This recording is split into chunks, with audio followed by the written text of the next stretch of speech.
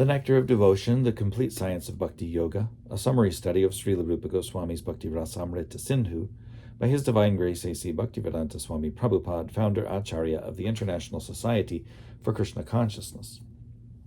Chapter 50, Further Analysis of Mixed Rasas. As already described, if certain kinds of mellows become mixed and there is a joining of opposite mellows, then the situation is called incompatible. When one is eating sweet rice and something salty or sour is mixed in, the mixture is not very tasteful and it is called incompatible. An exemplary instance of incompatibility is a statement by an impersonalist who was lamenting aloud, quote, "I have been attached simply to the impersonal Brahman feature, and I have passed my days uselessly in practicing trance. I have not given any proper attention to Sri Krishna, who is the source of the impersonal Brahman and who is the reservoir of all transcendental pleasures." Unquote. In this statement, there are traces of neutrality and conjugal love, and the resulting humor is incompatible. Sometimes it is found in places like Vrindavan that a person with a slight devotional attitude of neutral love for Krishna may immediately and artificially try to attain to the platform of conjugal love. But because of the incompatibility of neutrality and conjugal love, the person is found to fall from the standard of devotional service. Incompatibility was expressed by a great devotee on the platform of neutrality when he sarcastically prayed, quote, "I am very anxious to see Krishna, the Supreme Personality of Godhead, who is many millions of times more affectionate than the Pitas, forefathers, in the Pitraloka, and who is always worshipped by the great demigods and sages. I am a little surprised, however, that although Krishna is the husband of the goddess of fortune, his body is often marked with the nail pricks of ordinary society girls." Unquote. Here is an example of incompatibility due to a mixture of neutrality and high conjugal love. There is the following statement by a gopi, quote, "My dear Krishna, the first thing you should do is just embrace me with your strong arms. Then, my dear friend, I shall first smell your head, and then I shall enjoy with you." Unquote. This is an example of incompatibility in which conjugal love is the whole and servitorship is the part. One devotee said, quote, "My dear Krishna, how can I address you as my son when you are addressed by the great Vedantists as the absolute truth and by the Vaishnavas who follow the principles of Narada Pancharatra as the Supreme Personality of Godhead? You are the same Supreme Person, so how shall my tongue be so extraordinarily bold as to address you as an ordinary son?" Unquote. In this statement, there is a mixture of neutrality and parental love, and the result is incompatible. Another devotee said, quote, "My dear friend, my youthful beauty is as temporary as lightning in the sky, and therefore my possessing attractive bodily features is unimportant. I have never met Krishna, so I request you to please arrange for my meeting him immediately." Unquote. In this statement, there is the incompatibility of a neutral mellow mixed with conjugal love. A lusty woman in Kailasa once told Krishna, quote, "My dear Krishna, may you have long life." Unquote. Then, after saying this, she embraced Krishna. This is an example of incompatibility resulting from a mixture of parental love and conjugal love. The purpose of the above analysis is to show that in the mixture of various mellows or reciprocations of ecstatic love between Krishna and the devotees, if the result is not pure, there will be incompatibility. According to the opinion of stalwart devotees like Rupa Goswami, as soon as there are contradictory feelings, the result is incompatible. Once, an ordinary female devotee addressed Krishna, quote, "My dear boy, I know that my body is just a composition of flesh and blood and can never be enjoyable to you, but still, I have been so attracted by your beauty that I wish that you accept me as your conjugal lover." Unquote. In this statement, there is incompatibility caused by a mixture of ghastliness and conjugal love in devotional service. Srila Rupa Goswami warns devotees to not commit such incompatibilities in their writings or in their dealings. The presence of such contradictory feelings is called rasa-bhasa. When there is rasa-bhasa in any book of Krishna consciousness, no learned scholar or devotee will accept it. In the Vidagdha Madhava, 2nd Act, verse 17, Purnamasi tells Nandimukhi, quote, "Just see how wonderful it is. Great sages meditate upon Krishna after being relieved from all material transactions, and with great difficulty they try to situate Krishna in their hearts. And opposed to this young girl is trying to withdraw her mind from Krishna so that she can apply it in the material activities of sense gratification. What a regrettable thing it is that this girl is trying to drive away from her heart the same Krishna who is sought after by great sages through severe austerities and penances." Unquote. Although in this statement there are contradictory mellows of ecstatic devotion, the result is not incompatible because the conjugal love is so elevated that it is defeating all other varieties of mellows. Srila Jiva Goswami comments in this connection that such a loving state of mind is not possible for all. It is possible only in the case of the gopis of Vrindavan. There are many other instances of contradictory mellows where there is no perverted experience of rasa-bhasa. Once, some minor demigods of the heavenly planets remarked, quote, "Krishna, whose joking words were once the source of so much laughter for the residents of Vraj, has now been attacked by the serpent king Kaliya, and he has become the object of everyone's overwhelming lamentation." Unquote. In this instance, there is a mixture of laughter and compassion, but there is no incompatibility because by both of these rasas the loving affection for Krishna is increased. Srimati Radharani was once told that although she had stopped all activities, she was still the supreme source of inspiration for all kinds of devotional service. The statement says, quote, "My dear Radharani, in separation from Krishna, you are now as still as the most beautiful tree, whose gracefulness is not blocked by any covering of leaves.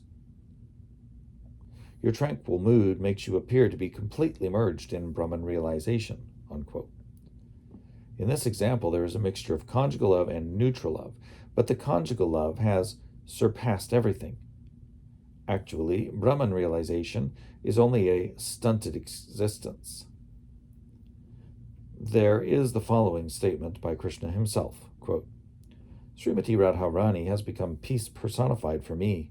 Because of her, I now go without sleep. I stare constantly without blinking my eyes, and I am always in a meditative mood.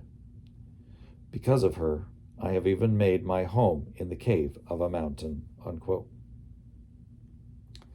This is an example of conjugal love mixed with neutral love, but there is no incompatibility.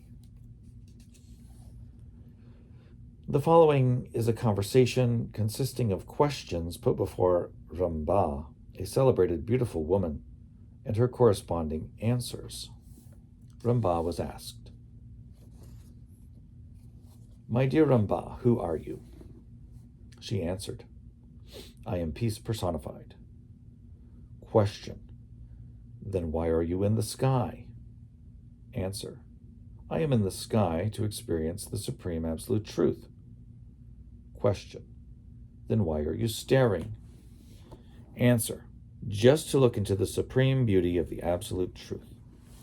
Question, "Then why do you appear to be disturbed in mind?" Answer, "Because Cupid is acting." In the above example also, there is no perverted representation of mellows, because on the whole, the ecstasy of conjugal love has exceeded the neutral position of devotional service. In the 10th canto of Srimad Bhagavatam, 60th chapter, verse 45, Rukmini Devi said, quote, "My dear husband, a woman who has no taste for the transcendental pleasure available from your personal contact must be inclined to accept as her husband somebody who is externally a combination of mustache, beard, body hairs, fingernails, and some head hair. And within him there are muscles, bones, blood, intestinal worms, stools, mucus, bile, and similar things. Actually, such a husband is only a dead body, but due to not being attracted to your transcendental form, a woman will have to accept this combination of stools and urine for her husband." Unquote. This statement, which lists the ingredients of a material body, is not a perverted mellow in transcendental realization because it shows correct discrimination between matter and spirit. In the Vidagdha Madhava, 2nd Act, verse 31, Krishna tells his friend, quote, "My dear friend, what a wonderful thing it is that since I have seen the beautiful lotus eyes of Srimati Radharani, I have developed a tendency to spit on the moon and the lotus flower." Unquote.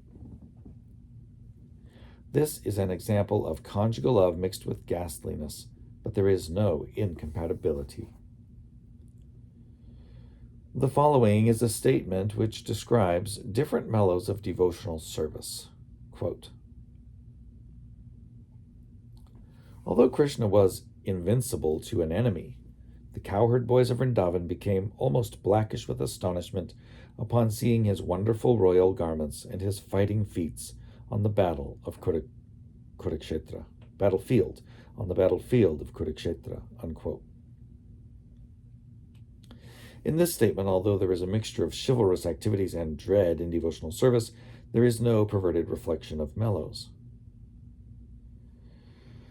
One resident of Mathura requested her father to bolt the doors and then go with her to the school of Sandipani Muni to find Krishna. She complained that Krishna had completely stolen her mind.